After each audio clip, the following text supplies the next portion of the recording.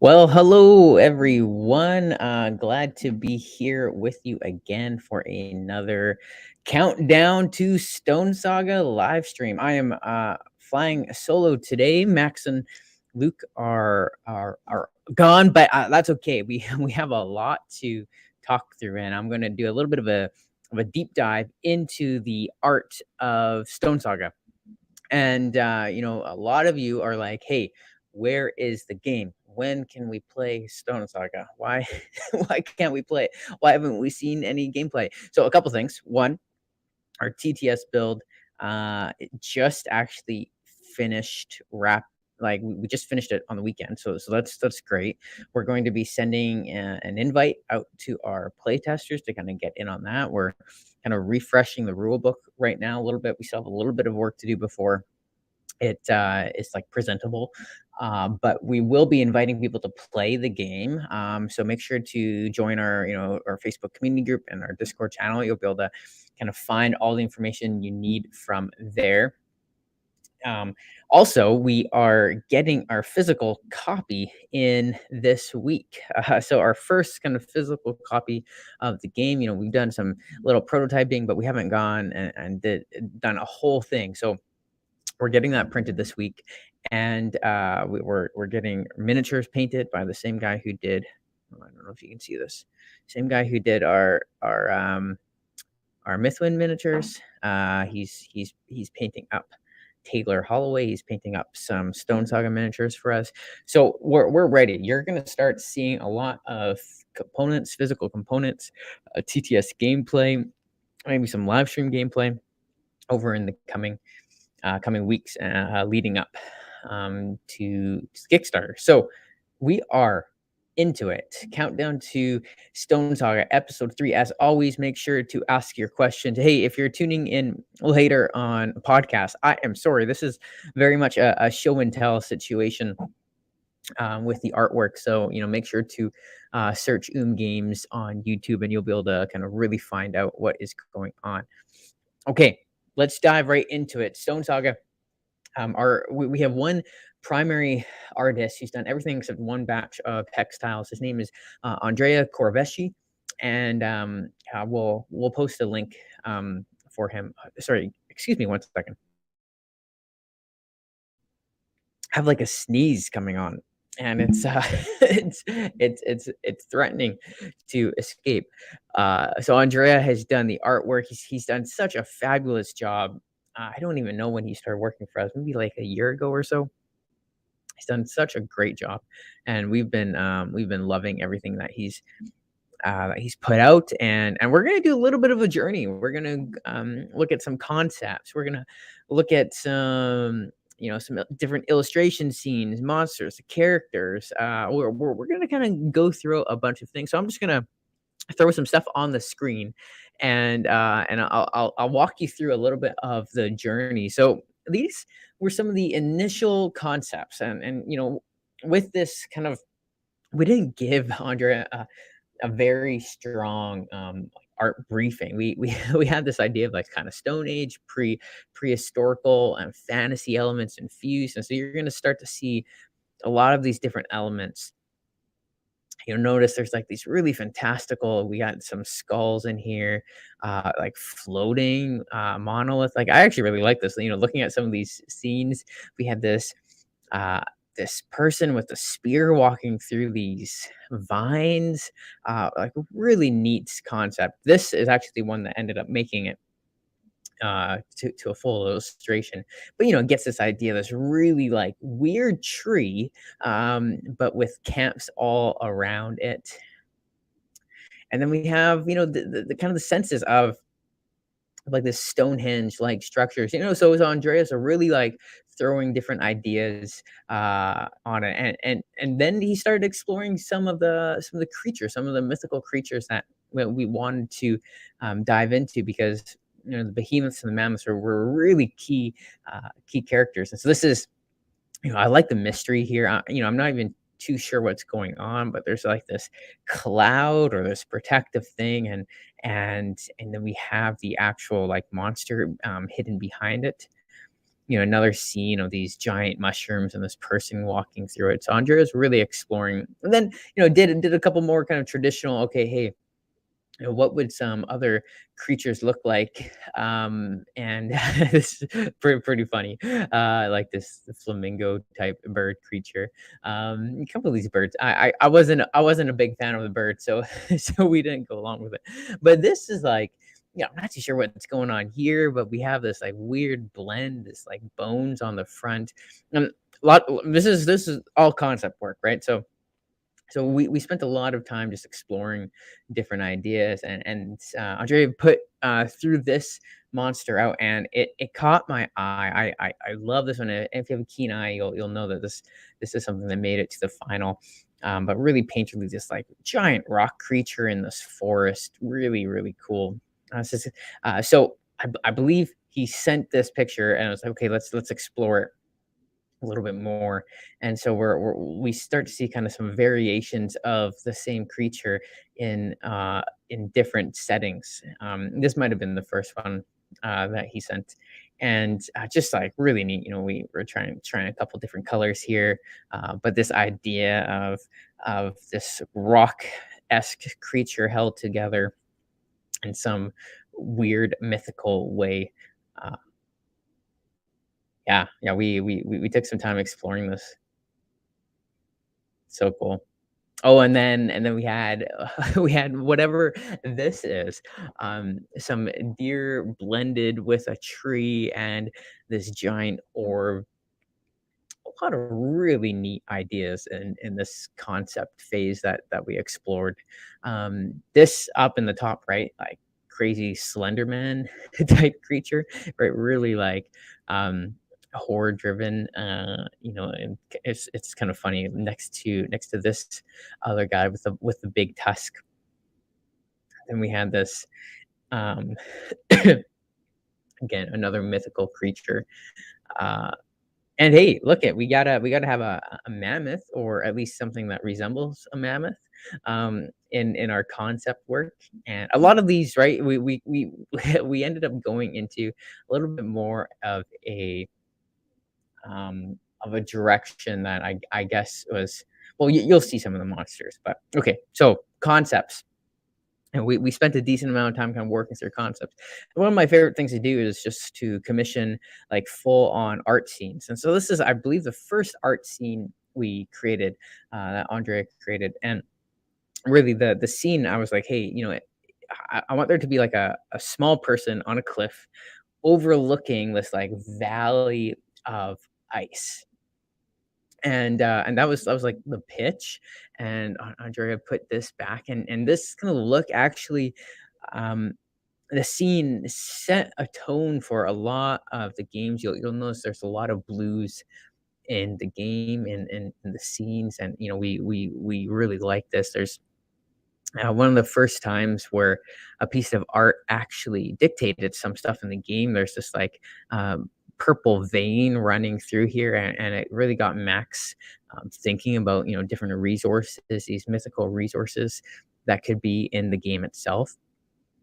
And this is the second one that he did, that Andre did, and I think it really captures a lot of the game. And actually, this is the cover art, right? So, um, something powerful about this scene, right? About the uh, um, about the skull in you're just not quite sure what's, like, going on here, but really, really neat, and, we have the same brief in a sense. There's this person, overlooking this valley, and one of the pieces that we really keyed in with this scene is, like, this receding ice age. So, we had this idea of ice age, but this, kind of receding, and you're going into a new area. I think we saw the scene or something like it. It's this big tree with stuff around it. We have a camp scene. Um, really, really, it shows a little bit of life. This actually, we removed the people from the scene, and we're actually using this as a tile overlay in some of the hexes. So a lot of this art has filtered into different elements. Again, kind of a little bit more painterly of a campfire scene. We've animated several of these. This is one of the more recent ones. Again, I love this one because it combines kind of the real and the fantasy all together in this sense of a group of people kind of leaving one area and entering into another.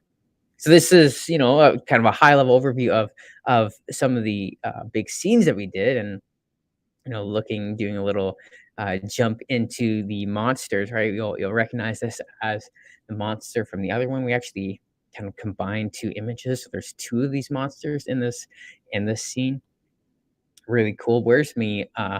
Where's me? Actually, we have a miniature of this. So this is one of the monsters that comes in the core game. I should know the name of it. I don't even know. It has a name. I should know the name of it, but I'm not too sure. It's one of the core miniatures, core behemoths that come in the main game. Really neat. And here we go. This is another one. And I just saw a picture of this guy painted up. And it is uh, again this weird, cool blend of something that's familiar, right? We get a lot of kind of greens on it, but then like something that's really not familiar at the same time. Uh, yeah, couple comments. So Ben, thanks for your comment. Yeah, we love the artwork. Andre has done a fantastic job. Colton, looks great. Does the landscape and creatures change based on where you explore? Yes. So you'll remember that well, give me 1 second because I actually have a prototype right here.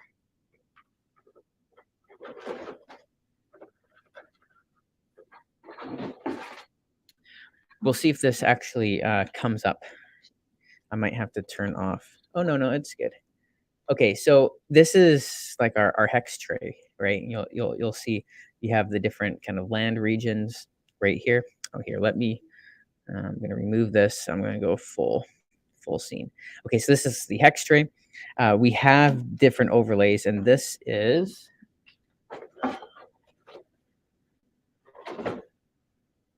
sorry, I'm looking for the overlay, but we have these different overlays that are um, like layers or different elements, and this is just like a proof of concept that eventually go over the hex tray, and it locks in place, still locks in place, but you get this dynamic element of okay, so you have your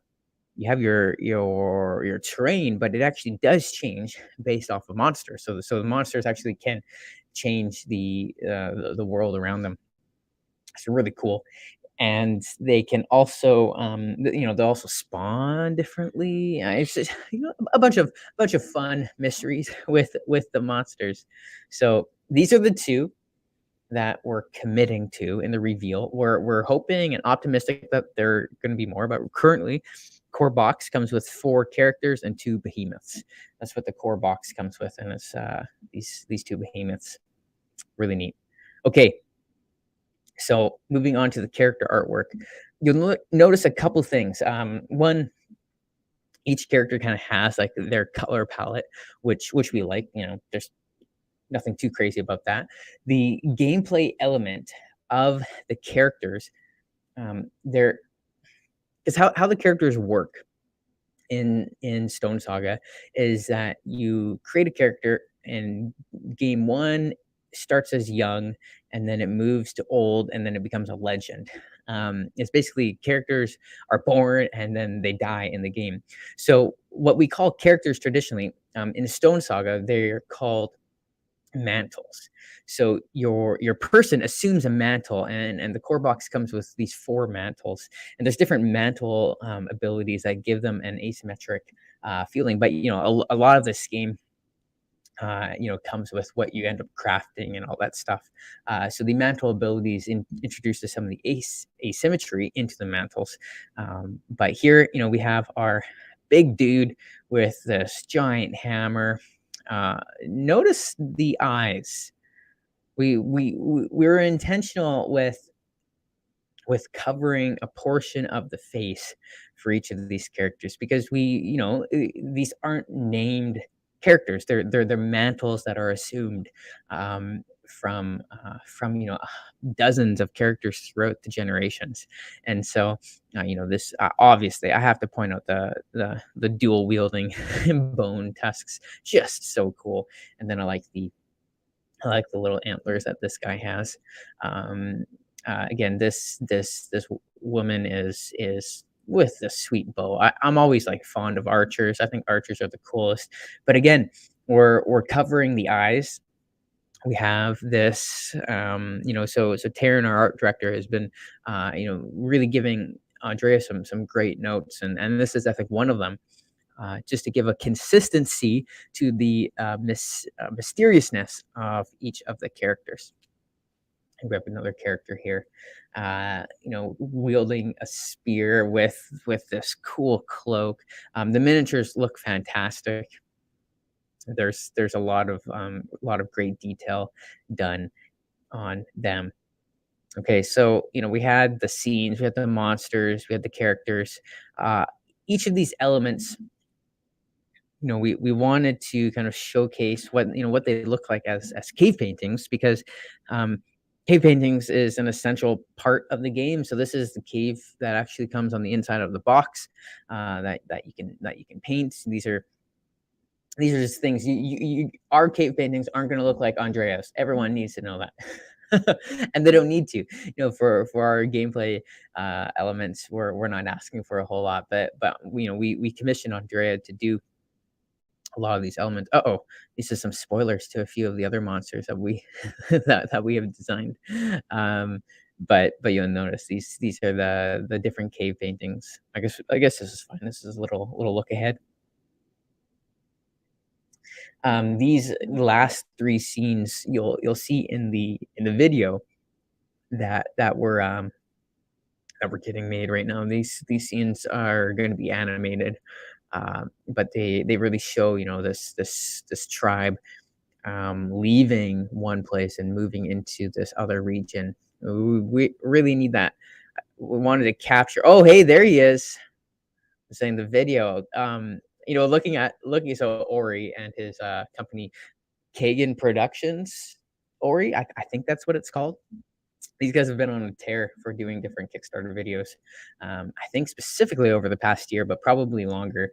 They are currently working on the game, and I'm excited. This actually, I saw this and I was like, oh man, I need to send Ori a message, just to kind of check to see how it's going.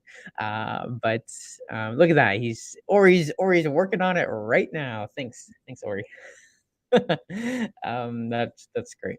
So we have this scene here. We have another scene, and if you're paying close attention, there's a bunch of different activities that these people are doing. There's some foraging going on. There's some fishing, a bunch of different things happening here. And then obviously, cave art has to have some drama as well. So this looks like a little bit of a battle sequence on there. So all of this takes place right on these hexes, on these different elements. And I have have the printed hexes here, uh, and this is like we've mentioned several times about art-driven gameplay. This is a big part of Stone Saga is the art-driven gameplay. Um, what we see here is I'm just looking 1, 2, 3, 4. There's 4 different things, actions that a player can take based off of what I can just see here. You know, we'll do a whole deep dive on art-driven gameplay, but right now they can forage in the forest, they can go fishing in the lake, they could go delving in the cave, or they could mine on the mountains. And actually, I think they could probably collect some water. So there's what you see when you look at a hex is a bunch of different actions. We don't give you icons because why would we muddy this beautiful artwork when we can just let you know that hey, when you see a river, you can go fishing in the river. You know, when you see a mountain, you can go mining. And you know, there's some mysteries throughout these throughout some of these hexes as well. But they're really kind of and completely modular, right? Everyone's gonna have a different setup. It's gonna look different. It's gonna be you know different experience each time you play the game. We have different biomes as well. So this here's the lush meadows. I think this is the Skyreach Plateau. This is not done by Andrea. Um, and this is actually done by an artist that we used for Mythwind and Stars of Icarios. But again, some really like cool stuff and just like a very strong variation of the scenes that you're going to see when you're you know when you're playing the game. Okay, we talked about some of the different actions you can take, and one of the actions you can take is oh sorry, we're going to get to the beginning here is the foraging action, and there's you know a different deck. There's multiple regions you can actually forage in grasslands or a forest. And this is you. If you look carefully, you'll notice that there's 3 distinct layers. There's a foreground, a middle ground, and a background. Each has their own set of resources, their own set of things that you can gather. And this is an activity inside of Stone Saga when you go foraging. There's also predators in here. But again, we're letting art drive gameplay for the foraging action. And after you forage, you know, you're going to be left with these resources. So cool. Like the amount of artwork in this game really blows me away. You know, different resources that you can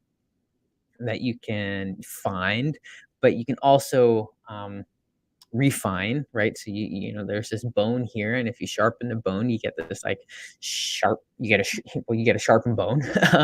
uh, you know, there's different stones. There's different variations. This is you know, unrefined stone on the left, a refined stone on the right. Again, you have unrefined fiber on the left and refined fiber on the right, and both of these have different crafting properties. What do we have here? We have some skulls, which is great. But all of these kind of get you kind of these smash items together to in your crafting as you're working on different recipes to create unique items. Um, and you know these items you're actually going to see strong cues of oh hey I took um here's a good example. It's a little bit thin, but it's like okay hey I took a sharpened bone and I put it next to a stick. What happens if I crafted these two? Well, you're probably going to get oh sorry, you're probably going to get a spear. And so that's you know we're having this really uh, we want to cue players visually on what they're going to make. And so again, we lots of all these items have unique artwork. Here, it's like, okay, it looks like there's a piece of wood and this type of stone.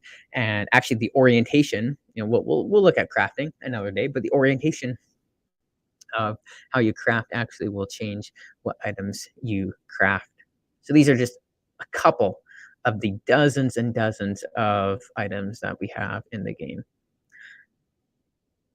Okay, I ran through so much artwork. You know, it's like I did like a 20-minute stream here an artwork that's, hundreds of of hours, and that's not even all. I haven't have I shared half of what's in the game? I don't think so. There's so much in Stone Saga that, we're excited for you to explore. If you're listening to this on a podcast, you'll, make sure to check out the YouTube version or check out the blog post on Board Game Geek. You'll see kind of a detailed list of a lot of these pieces of artwork. But yeah, that is the art in Stone Saga. Thank you for joining us in this third episode of the countdown to Stone Saga, and we'll see you next week.